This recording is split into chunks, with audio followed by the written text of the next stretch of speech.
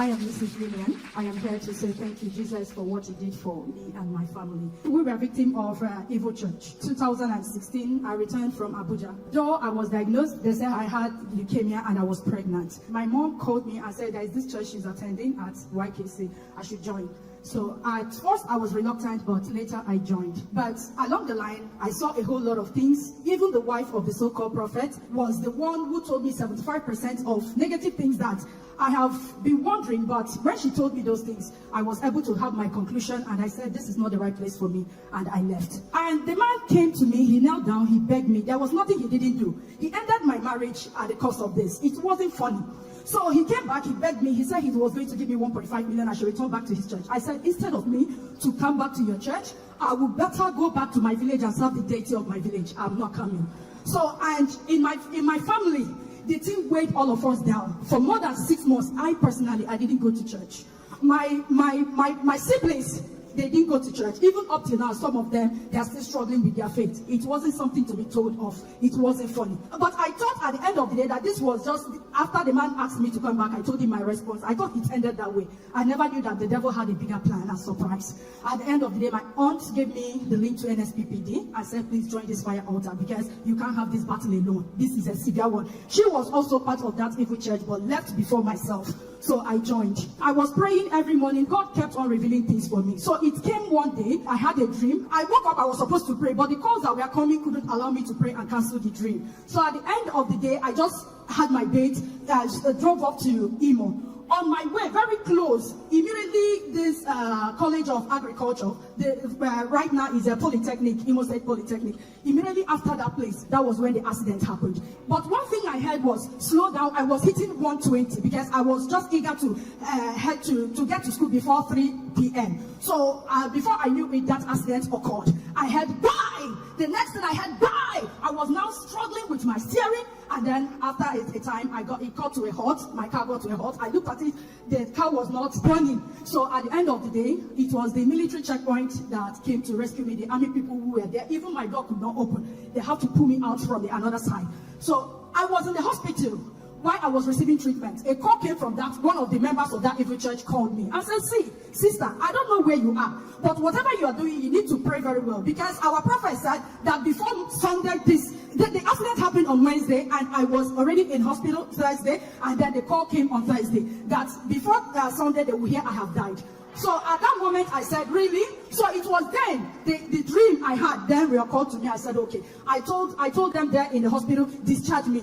I left. I became more intentional on the altar of fire. A month after, I saw the man in my dream this time around again. But I was passing. I said, he called me. He said, Ace. I said, what is it? Are you not done with your evil? He said, please hold on. I want you to please take everything. Please stop fighting me. I said, what do you mean take everything? This key, I remember seeing this bunch of keys in my mom's dad's village house.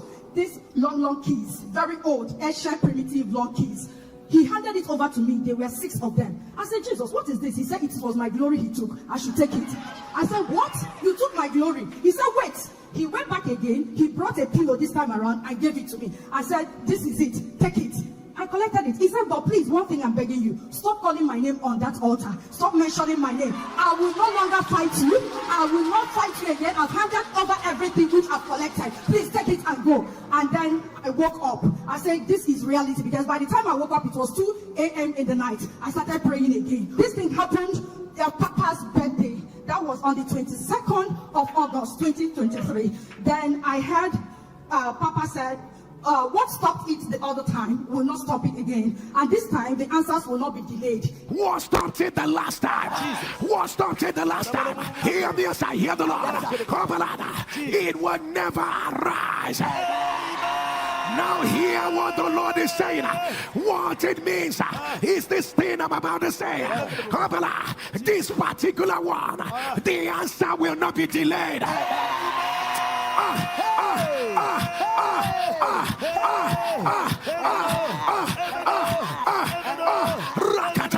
The answer will not be delayed.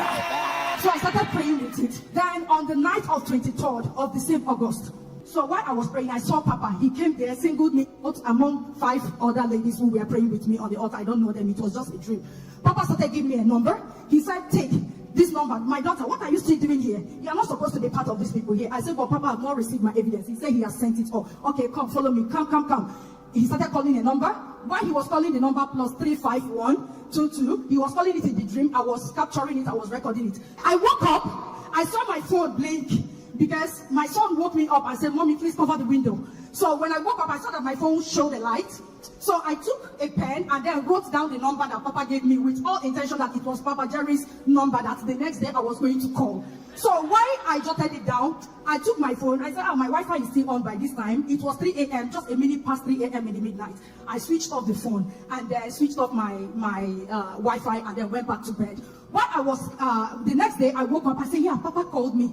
Papa gave me his number, let me call. I started calling the number didn't go through. Then I looked at it, I said, there is this number that equally called me that last night. Behold, it was the same number. I took my paper, I looked at it, I said, this is the same number that Papa gave to me. Could it be that Papa called me? I didn't think, what is going on? So why on that, the number started calling me back again. I picked it. The man said, hello. I said, yeah, hello. And it wasn't Papa's voice. At that point, I got very angry. I said, who are you? You know, very arrogant. Who are you? The guy said, please don't be offended.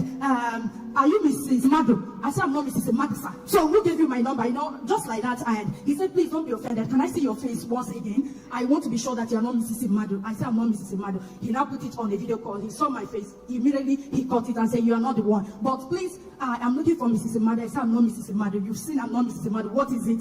The man said, oh, sorry, that this fellow lived in my property and then messed it up and lied to me. I have to refund my caution fees and the rest. Please, if you are related, let me know. I said, I'm not related with her. Moreover, I am in Port Harcourt and this person is in Abuja.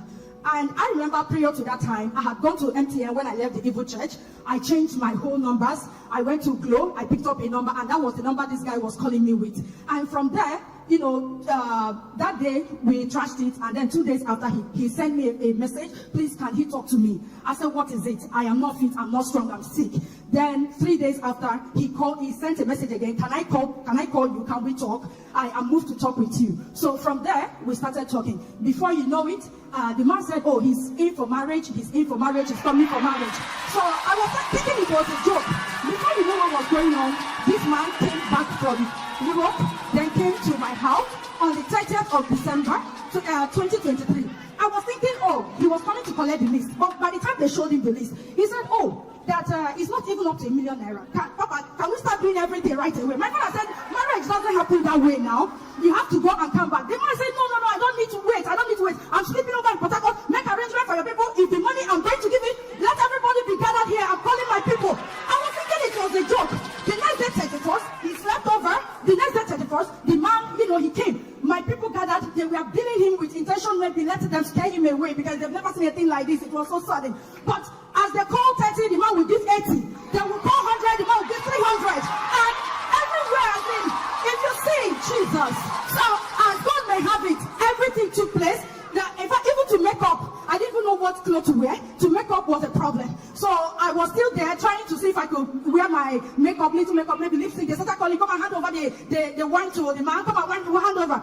I came out, they handed me a cup of wine. I handed over to the man. Behold, he's a doctor. He doesn't reside here in Nigeria. In fact, God gave me double for all the shame, all the troubles. I want to say thank you, Jesus.